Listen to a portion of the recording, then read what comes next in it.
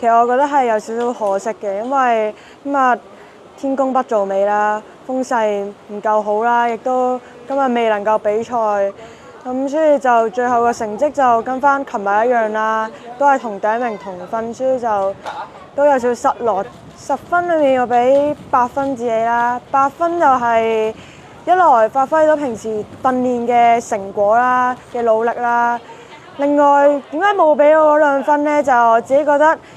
心態上唔係好 ready 啦，成個比賽大家都同另外2個中國選手都好 close 啦，所以我都係好緊張，就有啲位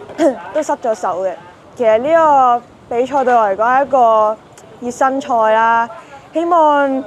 去到嚟緊下個禮拜喺中國賽會更加好咯。咁我覺得自己講嘅就係你已經做得好叻咯。